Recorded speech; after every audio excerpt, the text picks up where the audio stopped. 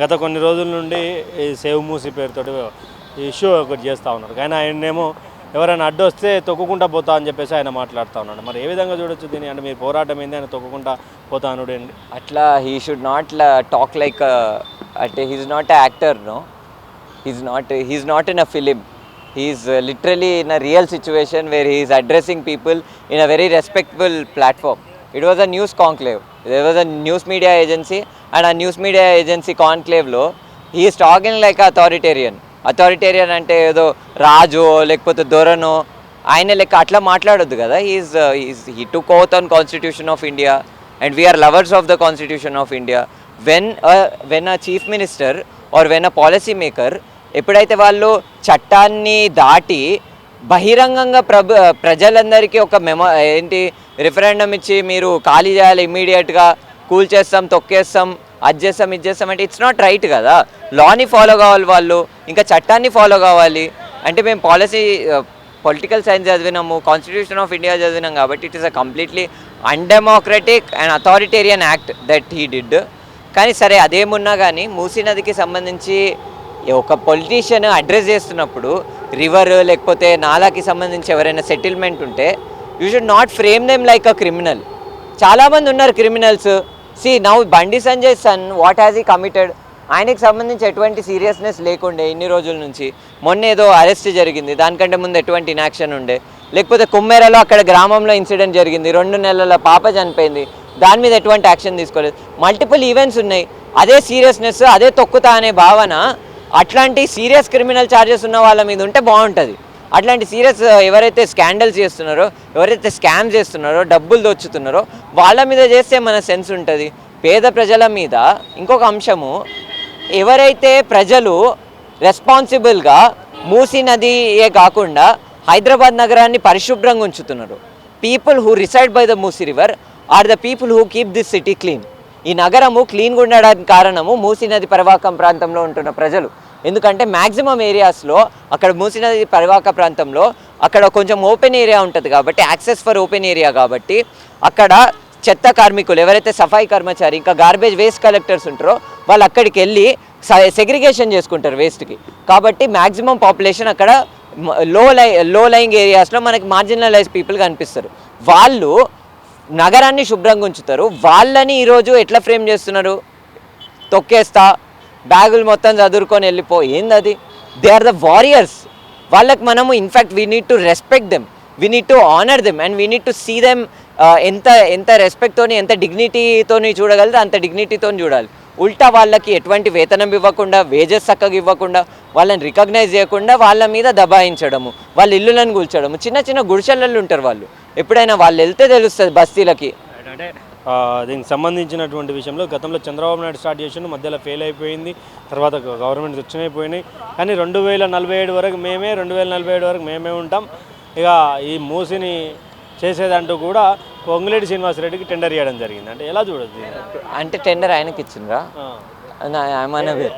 ఎస్టీపీలకు సంబంధించినటువంటి. Okay, this I'm unaware actually. Okay, ఇది check చేయాలి నేను మళ్ళీ వెళ్ళి. సో అది ఒకవేళ అది నిజంగా మీరు చెప్పింది వాస్తవం అయితే అది పెద్ద కొత్త క్వశ్చన్. అది అట్లెట్లే చేస్తారు? అంటే it's a conflict of interest కదా. వాళ్ళు ఆల్రెడీ ఒక పని చేస్తున్నప్పుడు, ఒక జాబ్ చేస్తున్నప్పుడు, గవర్నమెంట్లో ఉన్నప్పుడు వాళ్ళు ఓత్ తీసుకుంటున్నప్పుడు చెప్తారు, నా ఫ్యామిలీని కానీ లేకపోతే నా పర్సనల్ రిలేషన్షిప్స్ని కానీ నేను యూటిలైజ్ చేయనని చెప్తారు. మరి వాళ్ళకే కాంట్రాక్ట్లు ఎట్లా ఇస్తారు? అంటే we need to verify it again. కానీ ఇంకొక అంశం ఏంటంటే, అంటే గతంలో పని చేయనటువంటి సీఎంలు వచ్చి స్టార్ట్ చేసి ఆపేసినటువంటి సందర్భాలు కూడా అంటే రేవంత్ రెడ్డి అంటే కంప్లీట్ చేస్తారనుకుంటున్నారా? ఆయన 2047 వరకు మేమే ఉంటామని చెప్తాం. కంప్లీట్ చేస్తే మంచిదే. We welcome the decision on Musi river rejuvenation. But when we looked at your papers, you are not talking about rejuvenation, you are talking about selling Musi river. మీరు మూసీ నదిని అమ్మడం గురించి మాట్లాడుతున్నారు కానీ మూసీ నదిని నిజంగానే కాపాడే అంశాల గురించి ఏం మాట్లాడట్లేదు. కాబట్టే వ్యతిరేకిస్తున్నాం. ఫైనల్గా ఏం చెప్పాలనుకుంటున్నారు? అంటే ఫైనల్గా ఒకటే అంశము, ప్రభుత్వానికి విన్నపించుకుంటున్నాం, ప్రభుత్వానికి హెచ్చరికను కూడా ఇస్తున్నాం. ఒకవేళ మీరు కనుక పేద ప్రజల డిమాండ్స్ని వినకపోతే ప్రజలు వాళ్ళ రూపాలలో రెసిస్టెన్స్ని తెలియజేస్తారు, ధర్నాలు చేస్తారు, నిరసనలు చేస్తారు.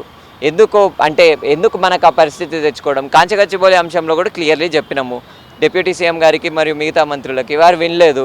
వినకుండా అక్కడున్న విద్యార్థులతో చర్చలు జరపకుండా వాళ్ళు ఇట్లానే అథారిటేరియన్గా ముందుకు కదలడం వల్ల ఈరోజు కాంచగచ్చిబౌలి సుప్రీంకోర్టు స్టే వల్ల ఇట్లా ఈ పాయింట్కి అరైవైంది. ఈ విషయంలో కూడా ప్రజలతో చర్చించి ముందుకు కదలాలి. రేవంత్ రెడ్డి ఏమో కాంక్లేవ్లలో అక్కడిక్కడ ఎవడన్నా మూసీకి అడ్డొచ్చినా అభివృద్ధికి అడ్డొచ్చినా తొక్కుకుంటా పోతా అని మాట్లాడుతూ ఉన్నాడు. మీరేమో ఇక్కడ అడ్డుపడే ప్రయత్నం చేస్తూ ఉన్నారా, లేకపోతే మరి ఏం చేస్తూ ఉన్నారా అనేది క్లారిటీ ఇవ్వాల్సినటువంటి పరిస్థితి. మేము మూసీ రివర్ ఫ్రంట్ ప్రాజెక్టుని అపోజ్ చేస్తున్నాం. మేము దానికి 100% అసలు ఒప్పుకుంటలేము. మేము ఒప్పుకోకపోతే ఇట్లా తొక్కుకుంటూ పోతా కొట్టుకుంటూ పోతా అంటే ఇట్లాంటి స్టేట్మెంట్స్ ప్రజల మీద, తెలంగాణ యూత్ మీద పాస్ చేయడం అనేది కరెక్ట్ కాదని మేము అనుకుంటున్నాం. అనుకోవడం ఏంది అసలు కరెక్ట్ కాదు. ఇట్లా తెలంగాణ ప్రజలు ఓట్లేస్తేనే గెలిచినాం, అట్లాంటి వాళ్ళ మీద తొక్కుకుంటూ పోతా మీరు అక్కడ నుంచి ఇంట్లోకి వెళ్ళి ఖాళీ చేయకపోతే మీ ఇంట్లో సామాన్లు కూడా తీసుకొని ఇవ్వకుండా ఇట్లాంటి స్టేట్మెంట్స్ ఏందో నాకు అర్థం కాదు. ఇంకోటి మీరు అంటారు 70 కోట్లతోటి జస్ట్ ఒక విగ్రహం కడతా. ఆ 70 కోట్ల విగ్రహం కూడా గాంధీ సొంత మనమడే రిజెక్ట్ చేసిండు. వద్దు, మాకొద్దు అట్లాంటి విగ్రహాలు మాకొద్దు. ఇంకా గాంధీకి ఇవ్వాల్సిన ట్రిబ్యూట్ ఏముంది, చాలా ఇస్తున్నాం మనం, ఆయనకు చాలా రెస్పెక్ట్ ఇస్తున్నాం. ఇట్లాంటి విగ్రహాలు కట్టి పబ్లిక్ ప్లేస్లలో ఒక రివర్లా ఉంచకుండా దాన్ని సిమెంట్ కాలువ చేసుకుంటా ఎందుకు ఇవన్నీ అని మేము అంటున్నాం. అట్లాంటి నైట్ ఎకానమీ ఎక్కడన్నా? నైట్ ఎకానమీ 11 అయితే ఉండనియకుండా కట్టలు పట్టుకొని ఇళ్ళకి తోలుతారు. ఇక నైట్ ఎకానమీ ఎక్కడి నుంచి పెరుగుతుందో నాకు అర్థం కావట్లేదు. ఇప్పుడు రివర్ ఫ్రంట్ వల్ల నైట్ ఎకానమీ పెరుగుతుంది అన్నాడు. అదే సబర్మతిలో మా టీమ్మేటు వెళ్ళి 2 days విజిట్ చేసి వచ్చారు. అసలు నైట్ ఆడ ఒక్కడు కూడా లేదు, ఉండలేరు. ఆ స్ట్రీట్ వెండర్స్ కూడా ఉండలేదు, స్ట్రీట్ ఫుడ్ ఉండట్లేదు. నైట్ ఎకానమీ ఎక్కడి నుంచి పెరుగుతుందో నాకు అర్థం కావట్లేదు. అంటే ఇప్పుడు మరి అదే సేవ్ మూసీ రివర్ సంబంధించినటువంటి డెవలప్మెంట్ మీద అక్కడ ఎవరైతే ఉంటారో అక్కడ ప్రాంతంలో నివసించేటువంటి వాళ్ళు చాలామంది ఉంటారు.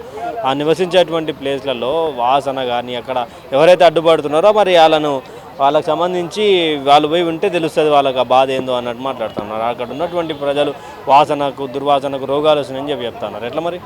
మీరు అక్కడ ఉండే ప్రజల దగ్గరికి వెళ్ళి క్వశ్చన్ అడిగారా? వాళ్ళే ఇచ్చారా మీకు ఈ సమాధానం?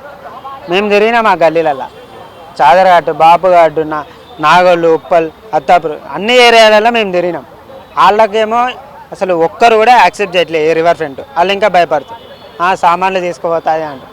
వాళ్ళు కూడా క్లియర్ కట్గా చెప్తుర్రు, మాకు ఈ రివర్ ఫ్రంట్ ప్రాజెక్ట్ వద్దు, మేము మా ఇండ్లను ఇడిచేది లేదు, మా సామాన్లు ఇడిచేది లేదని వాళ్ళు చెప్తుర్రు. వాళ్ళకి లేని ఇష్యూ మనకెందుకు? సరే, నువ్వు ఇంకోటి చెప్తున్నావు, ఈ రివర్ ఫ్రంట్ కడితే వాళ్ళ బతికే మారుతుంది, వాళ్ళ లైఫ్ వాళ్ళ ఇంట్లోనే తీసేస్తారు, వాళ్ళ లైఫ్ ఎట్లా మారుతుంది నాకు అర్థం కాదు. సరే, నువ్వు అన్నే పక్కకే మంచి ఇప్పుడు 1 BHK 2 BHK ఏదో ఒక మంచిగా ఇల్లు కట్టించి వాళ్ళకి ఇస్తే అట్లాంటి స్టేట్మెంట్ అని ఇవ్వాలి కదా. ఇప్పుడు లేదు, మేము ఇల్లు తీసేస్తున్నాం, మేము మీకు మంచి అకామిడేషన్ మేము ప్రొవైడ్ చేస్తాం, మీకు మంచిగా లైఫ్ ఇస్తాం, అట్లాంటి స్టేట్మెంట్ పాస్ చేయకుండా తొక్కుకుంటూ పోతాం, మీరు ఇళ్ళు ఖాళీ చేయాలి, వార్నింగ్లు ఇస్తుర్రా ప్రజలకి. ప్రజలు తిరగబడలేదు అనుకున్నావా? తెలంగాణ ఊకనే వచ్చిందా మనకు? కొట్లాడుతూనే వచ్చింది. కొట్లాడతాం, మేము మళ్ళీ కూడా కొట్లాడతాం, మూమెంట్ తీసుకొస్తాం, దీన్ని పెద్ద ఎత్తున తీసుకెళ్తాం. పొంగులేటి శ్రీనివాసరెడ్డికి ఇది ఇచ్చేసినట్టు కదా, ఏది ఎస్టీపీలు కట్టమని చెప్పేసి మూసీలో ఎక్కడ లేవు, ఉన్న ఎస్టీపీలే వర్కౌట్ లేదు సగం. వీళ్ళని కొత్తగా కట్టమని చెప్పేసి టెండర్ ఇచ్చారు కదా. టెండర్లు ఇస్తారన్న. ఇప్పుడు ఇంకోటి మొన్న 1500 crores అలొకేట్ అయినాయి. phase 1లో 1500 crores, phase 1 5000+ ఉంది. అందులో 1500 crores అలొకేట్ అయినాయి. దాంట్లో 375 crores రిలీజ్ చేసిర్రు. 7 పోయినాయి. ఒక డిపిఆర్ లేకుండా ఒక ప్రాజెక్ట్కి ఎంత అమౌంట్ అవుతుంది, ఎంత డిస్ట్రాయ్ అవుతుంది, ఎన్ని చెట్లు పోతున్నాయి, ఎన్నో రాళ్ళు పోతున్నాయి, అక్కడ ఉండే ఎన్ని పక్షులు చచ్చిపోతున్నాయి, అక్కడ ఉండే రివర్లో చేపలను ఎవడైనా పట్టించుకుంటున్నా? రివర్లో చేపలు ఉంటాయి, అసలు వాటిని ఏమి పట్టించుకోకుండా నువ్వు ఆల్రెడీ 300 ఇళ్ళు కొలిచేసారు చాదరఘాట్లో. ఎవరికి ఇచ్చినావు నోటీసులు? ఇట్లాంటి పేపర్స్ కావాలి మాకు. పేపర్స్ పెట్టకుండా నువ్వు డైరెక్ట్ వర్క్ చేసుకుంటూ పోతా అంటే మాకు అసలు ఎక్కడ ఇస్తారా? వాళ్ళు మాటలు చెప్తారు కానీ మాకు పేపర్స్ కావాలి. పేపర్స్ పెట్టమనండి, పేపర్ వర్క్ ఏడుందో పేపర్స్ పెట్టమనండి. ఇట్లాంటి పేపర్స్ వచ్చి మాకు పేపర్స్ తోటి చూపించారు అనుకో, మేము ఒప్పుకుంటాం.